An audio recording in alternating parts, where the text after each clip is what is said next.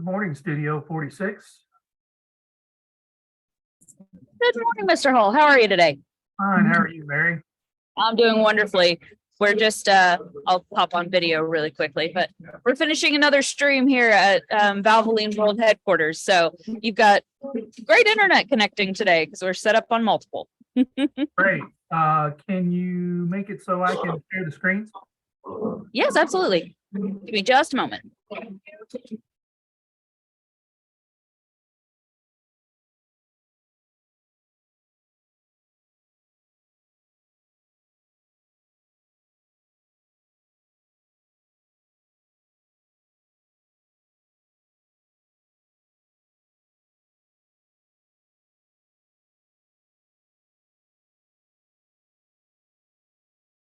There you are. Should be good now. Great, thank you.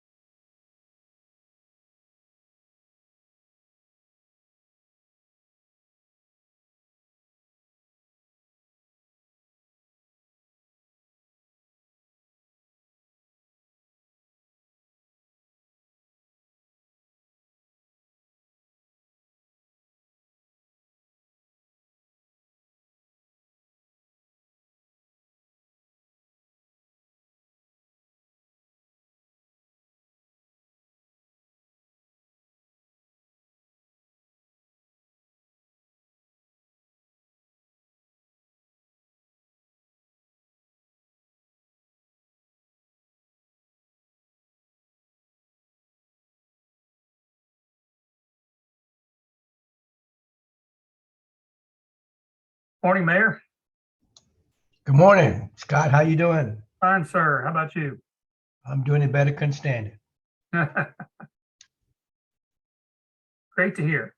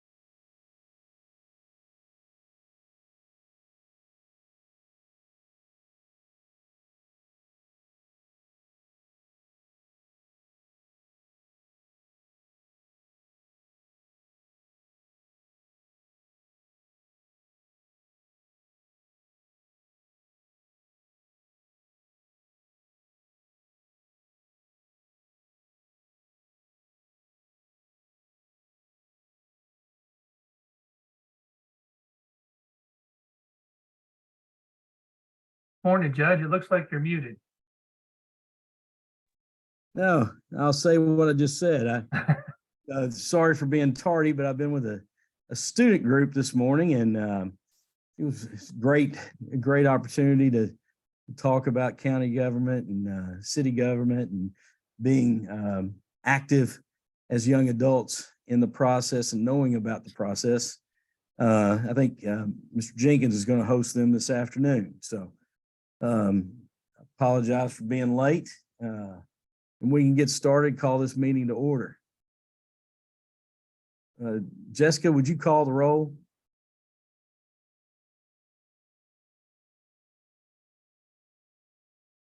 Actually, I don't think Jessica's not on. I'll call the roll. We have, All right. Just let the record reflect that myself, Billy, and Mr. Jenkins are all present. can everyone see the agenda? Yes, sir. All Yes, right. sir. Let's see here, the minutes are the first order of business here. Now that we've called to order, it was a brief meeting last month, so short minutes, but I didn't see any issues with that. It went out with the packet last Friday. Anybody have any questions or comments related to those minutes as presented? And would there be a motion to approve? I'll make that motion to approve. Second. We have a motion, we have a second. Any other questions or comments? All those in favor, please say aye. Aye. Aye. opposed? Motion passes. We'll move now on to Sturgill Turner Special Counsel report. Hello, this is Charlie. Can everybody hear me? Yes, Oh, sir. Sure. All right. Well, I'm always apologizing for my attire, but we're taking the whole law firm and staff to Southland Bowling Lanes for Administrative Professionals Day. So I'm dressed in my team color black. But beyond that, we have been working on your lockbox agreement. Primary attorney on that is Jay Phillips. I haven't billed for much of my time on it and just kind of overseeing him. But we did have another invoice, and so it brings us up close to our amount that was in your budget. We're about $8,200, and I think we had $9,300 in the budget. So I just wanted to make you all aware of that. I think the lockbox program will be wrapping up pretty soon. We reached out to them last week and this week, trying to get the attorneys for the bank to contact us back. And a lot of the issue, their agreements are set up not for tax revenues. So that's why kind of their draft contracts are a little different than what they'll be doing for you. But that was the main thing I wanted to speak to you about on the agenda. Is that what they told you, Charlie? Is that what they told me? That their Yeah. contract was a little different? Because they're doing Louisville Metro and Lexington. I just noticed in their agreement that it didn't address the tax revenues. We had to insert some of those provisions. Okay. I can get Jay in if there's any specific questions. No, I just think that's odd because, that was part of their demo and well, I was glad they bid on it because they are doing Louisville Metro. They were not doing Lexington initially. Lexington was with another firm, but Lexington switched to the same bank. So I would find it odd that they're saying that unless I'm misinterpreting what they're saying. Well, I just noticed some of the provisions Jay was having to insert in, we know, describing the product that they're doing for you as opposed to a regular account. Okay. Yeah, and as far as the invoicing, you're correct. By my calculations, that brings us down to a balance remaining of $1,368.50. So next month's invoice will probably exhaust that, and we'll be coming out of pocket after that. Okay, but we are near the end of the project. So if you've got 1,300, that might be sufficient. I just don't know for certain. Okay.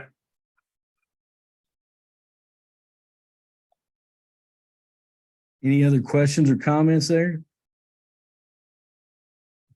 Oh, I guess on the regulations, I'm not sure, have the city has enacted them. We gave a few comments on the regulations, but there's nothing to prohibit going forward with passing those. I know Josh was talking to Mr. Parker and but I've talked to Kevin Henry and he's indicated that they can go ahead and be passed as enacted. He just gave some suggestions for the future.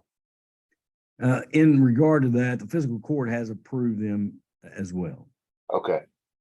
Yes, and Mr. Henry has reached out to Jessica and I both, and he had some good suggestions, some good comments in there. So we're reviewing those as well.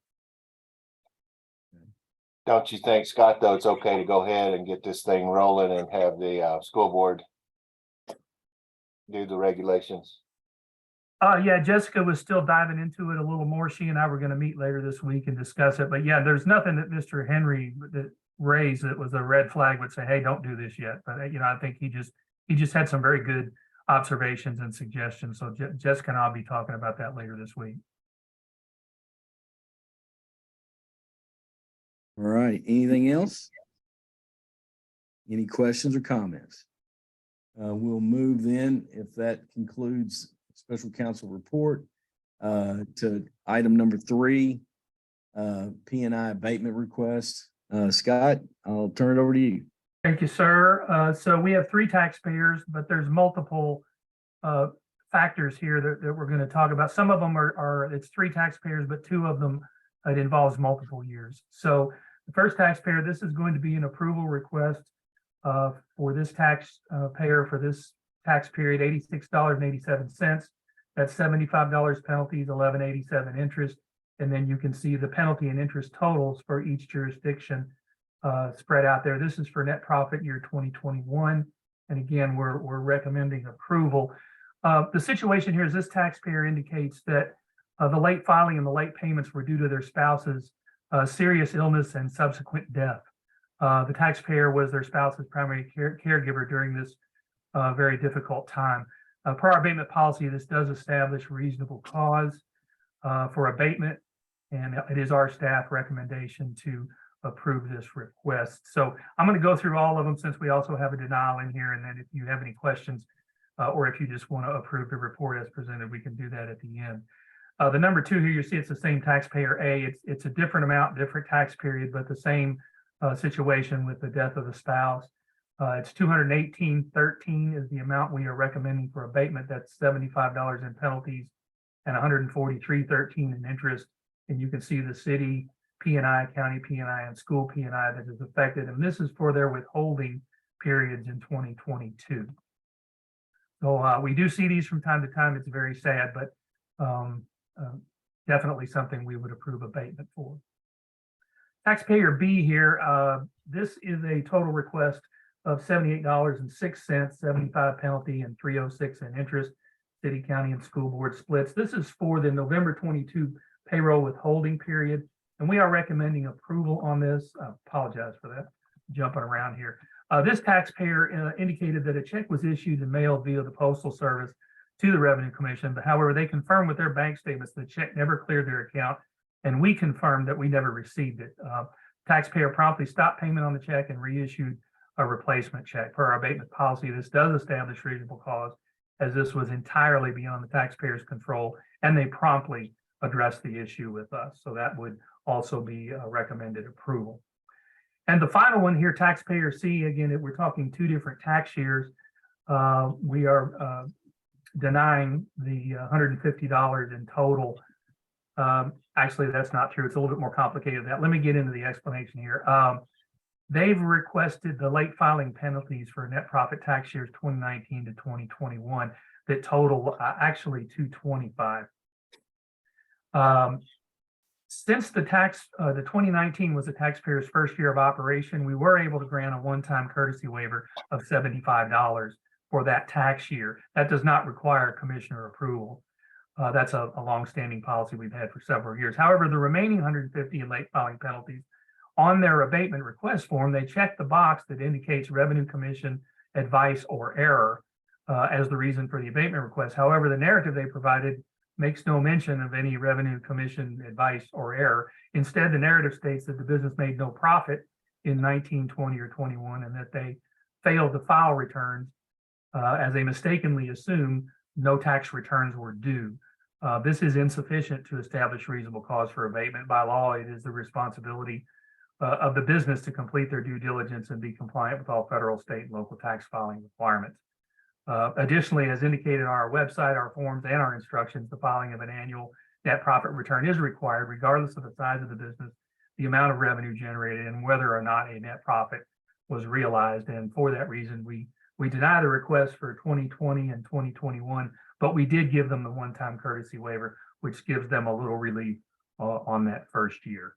And this one here is the same thing, just a different year, very same explanation. So I'd be happy to answer any questions or entertain a motion to accept the report as presented.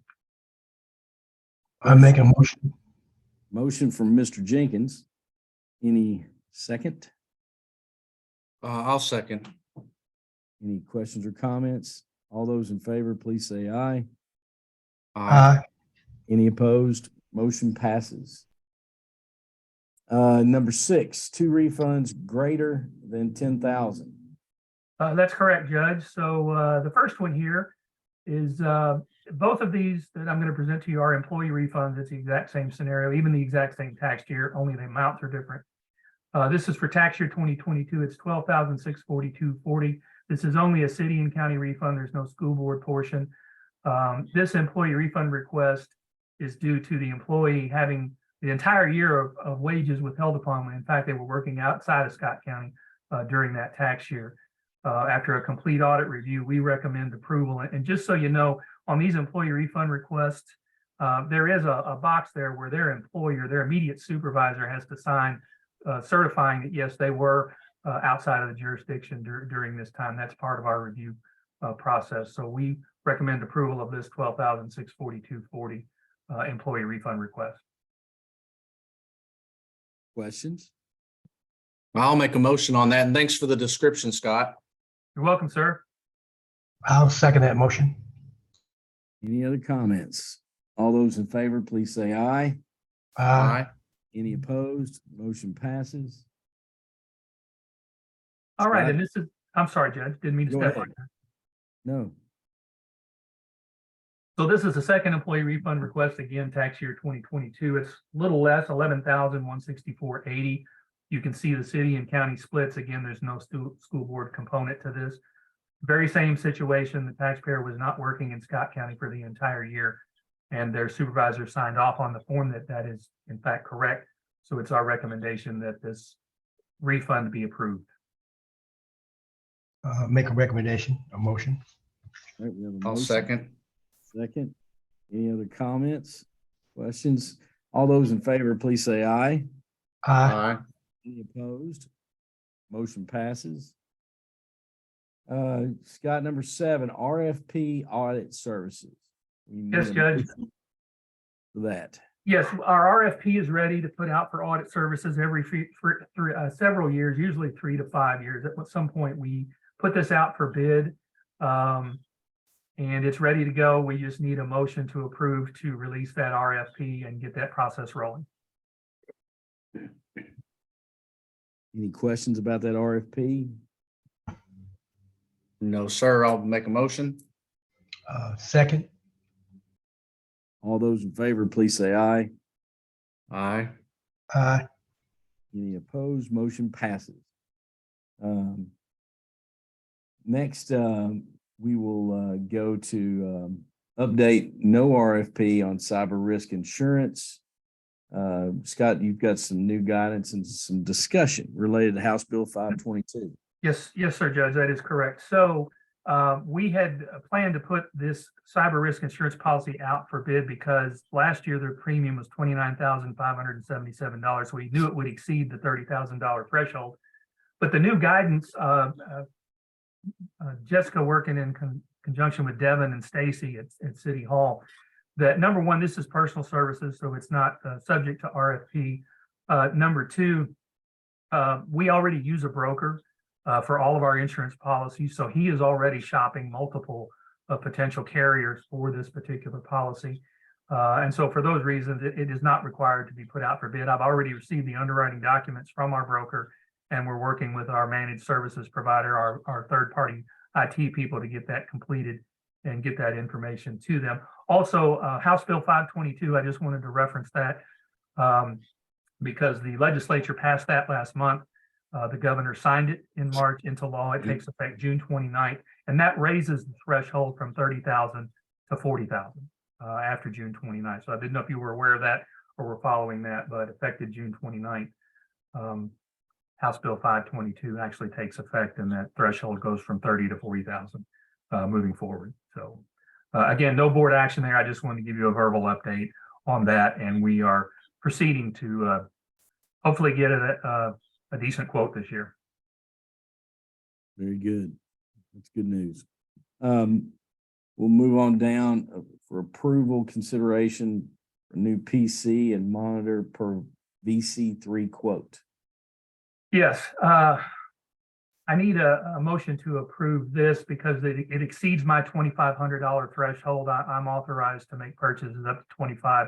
Other than that, I need to put it out for the commissioners for approval. It does not reach the RFP threshold, obviously. What has happened here, Frank Allen, our business license inspector, he has the oldest computer that we have, and it's given him a lot of problems over the past few weeks. And we worked with VC3, and it's just too old. So it's time for a new one. In addition, we want to add an additional monitor. Everyone else here has 2 monitors, which is very helpful when we're working through these complex tax documents. Frank is engaged in several compliance projects where we're using data from the State Department of Revenue or other sources, and it's time to add an extra monitor for him as well. We've had good luck with these Dell all-in-ones where the monitor and the computer is all in one, and then we'll be adding an additional monitor. Now, the labor is a little higher than normal here. because VC3 for these new configurations and new equipment, they have gone from 2 hours to 4 hours. And this particular case, we're probably going to be closer to 4 hours. We think that's appropriate because not only do they have to add a monitor, but also the laptop that we have in the fleet vehicle that Frank drives around in when he's on patrol is basically an extension of his computer at his desk. So that will have to be configured as well. So the total price tag is $3,247, and I'm requesting approval to go ahead and make that happen, get that ordered today. Questions or comments? No, sir. I can start us with a motion to approve. I have a motion, Second that motion. second from Mr. Jenkins.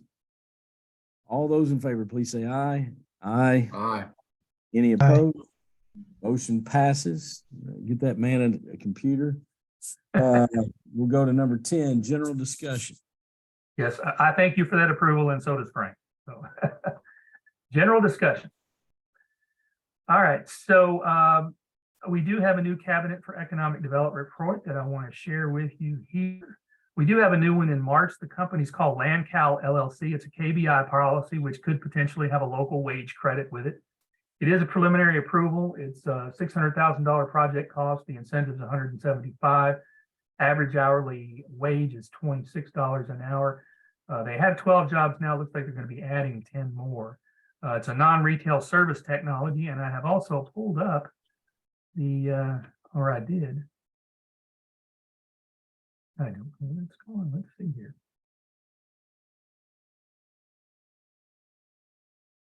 Just a moment. Sorry. While you're pulling that up, I believe they either have a ribbon cutting or a groundbreaking or some sort of LandCal has something today at 11 or 11:30. I don't know if either Judge Mayer, if you all were aware or not. I was aware of this, of this KBI, but I didn't know anything about a ribbon cutting. Neither did I. Let me see here. I got it here. Let's see.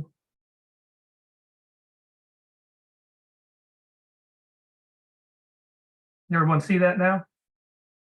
Yes, sir. Yeah. All right, so they are a multimodal shipping services and managed logistics solutions. So always good to see new jobs, and that one is in the pipeline. So I just wanted to share that with you. Mr. Landacre and Mr. Calvin, that's where LandCal comes from. That's pretty clever. They're the two founders. So always excited to see new jobs coming in the community. I like to just keep you abreast of those when they happen. Good deal. So, and then we are in the period here where our employer that has this tax incentive, February and March, they have reached their cap of 1.2 million. So there will be no payment for this month or next month. Good news. Oh, the third bullet point here, Hardin County tax administrator came and shadowed us in March. She spent 2 full days here, and this is always a feather in our cap, and we're proud to tell you about this. That the Hardin County is where the new Blue Oval SK EV battery plants are going down around Elizabethtown, and it's a small county. They didn't even have an occupational tax before this project started, and of course, when it's all done in a few years, between the two plants, I think there'll be approximately 5,000 new employees down there. So it's basically half the size of Toyota. So she came to us and shadowed us and was specifically interested in learning more about her ordinance, which Jessica helped her with her. And Tammy and Denny both work with her on net profit returns, because that's a lot more complicated than payroll. And she got a lot out of it. We were happy to help her. And it's not the first time we've done something like this, and it won't be the last, but it's very complimentary that when they want to learn things, they come to us. So I just wanted to share that with you.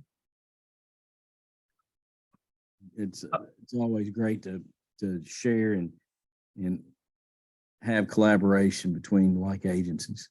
Well, that's what COLA is all about, our state tax association, Kentucky Occupational License Association. We help each other. Jessica and I, there's numerous jurisdictions. I had a call 2 months ago with the folks down in Bowling Green. So we're always helping each other out. That's what it's all about. The 8th International Conference on Taxpayer Rights is happening at the end of next month. Jessica and I did this last year. We enjoyed it, got a lot out of it. This year it's in Santiago, Chile. So naturally, Jessica and I are not going to South America, but they have a very affordable virtual option, which we'll be taking care of. And I don't get to say this very often, but it's actually cheaper this year than it was last year. Last year, we paid $100 a person for 3 days of content, which is dirt cheap. This year it's only 75 a person. So we're going to take advantage of it again. Lots of good information here about dispute resolution, taxpayer rights, taxpayer issues, not just in this country, but globally.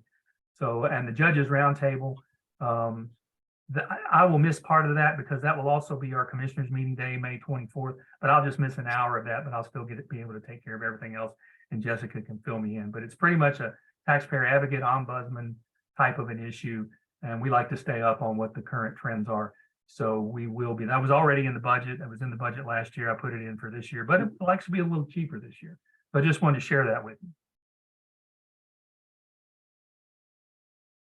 Next budget bullet point here, new Pitney Bowes machine meter installed. I mentioned last month the Postal Service is changing their requirements on this. And if you have an old postage meter, it is not, I think December of this year, it's no longer going to be compliant, which my understanding is it will not, the post office will not be able to read the old barcode. So our 5-year lease was up.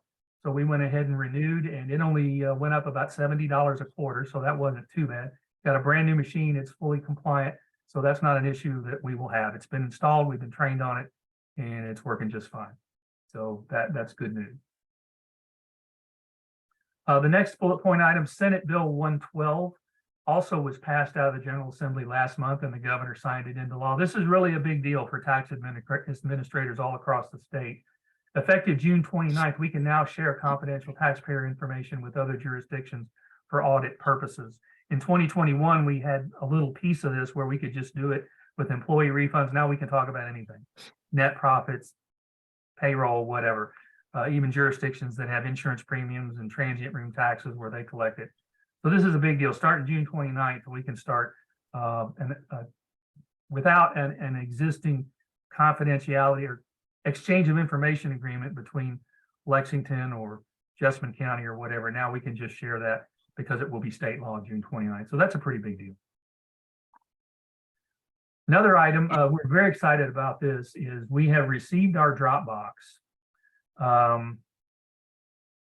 And here's what it looks like. It's actually in our storage unit right now. So it's very sturdy. We got quite a deal on it. This is a $1,500 Dropbox, and we got it for $1,199 and free shipping because we bought it by March 31st. So we saved almost $500 by doing this. It's got a nice big open thing here where CPAs, sometimes they bring big packages with returns and they'll drop them at once. This will be a great customer service feature for our taxpayers. It'll be 24/7. They can come by anytime and drop off, even when we're open. We'll check it twice a day, once when we come in the morning and once when we leave at the end of the day to see if anybody's dropped off. We've already been working with the folks at the water company, have an aerial view here of the building. So this is where we are at the far left end of the water company building. So this red dot, this is where we're going to place it. And again, we've gotten this approved through the folks at the water company. So a taxpayer could come in, drive in off the street. If they have a passenger, they could go here and drop it off. Or if they're solo in the vehicle, they could come up and go this way and drop it off. People coming through here can still get around them. It will not impede the water company drive-through. So it's kind of an ideal location. We'll have to have a 3x3 concrete pad poured. We've already talked with the company about the lettering that we want on it. And I'll be in a future meeting, I'll be sharing you some of the mock-ups on that, how we want it lettered. But this will just be a great thing. And I talked with Pam, our admin, that, during tax week last week, she said it probably would have dropped our foot traffic in the office by 50% because a lot of people just come in, drop it off, and then go back and get in their car. This way they can stay in the car, drop it off, and we'll just pick it up at the end of the day. So we're very excited about that. And it's a fantastic customer service feature that we'll be able to offer for our taxpayers once it's installed and moving forward. Any questions about that? I think it's great for convenience and kudos. I think the taxpayers are really going to appreciate it. So monthly collection stats. So March was a whopper of a month. I don't think I've ever used that term, whopper of a month, but it was. We were up over $500,000 over March 2022. That's a 14% increase. You can see the city's up 240,000. That's almost 17% increase. County's up 213,000, almost a 13% increase, and the school's up over 50,000, which is a 10.5% increase. So just a very, very solid month. It seems like our mid-April rush started a couple weeks early in March because the mail has been heavy for quite a while, and it's certainly reflected in the numbers as well. Also, this is anecdotal, but our team here is telling me it seems like the number of net profits with checks versus losses seems to be quite a bit greater this time. So there are people realizing net profits, which is good. And of course, at this point, I'll go on over to our quarterly stats. So after plugging in those numbers, that puts us for the third quarter with over $750,000 increase in collections. Now that is significantly lower than the first two quarters, but still $750,000 increase in any quarter is a good, solid, healthy increase. And for the quarter, the city wound up 334,000 over, county 345, and the school board 83,000. When you sum all that up, as of right now, as of the end of March, we're $3.5 million over what our total collections were at this same time last year. So we are really sitting in a great spot. That's the city's with a $1.3 million increase, the county 1.8 million, and the school board with 380,000. Now, I had an interesting conversation with Michelle Ray. Michelle was on earlier. I don't know if she still is, and she made a great suggestion. So I have added this extra line, and I'll keep it in there moving forward. I'm here. Oh, hi, Michelle. And you got the Hi. microphone fixed. So I added the actual distributions.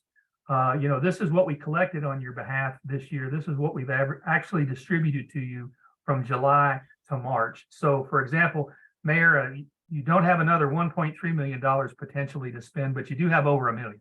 That's the actual number after we take out the refunds, the financial inducement payments to the employers, our expenses here in the Revenue Commission. We add in the interest from the bank. This number here is based on the checks we've actually sent you from July through March of this year. So you got a little over $1 million right now more in revenue than you had this time last year.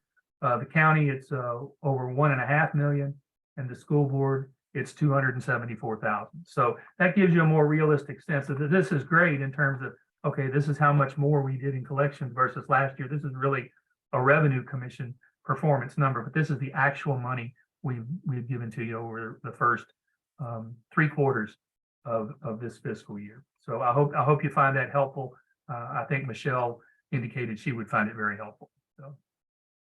No, that's much appreciated, Scott, and gives us actuals, and much appreciated. And Michelle and I talk constantly about, our receipts, and also talk about she'll always break out the net profit versus occupational license fee proceeds, and she does that as well. So that's very helpful, though. Yeah, with all, it's budget time for all of us. So these kind of numbers are very helpful, and we're sitting in a very good place. I can also add to you that it was interesting in March.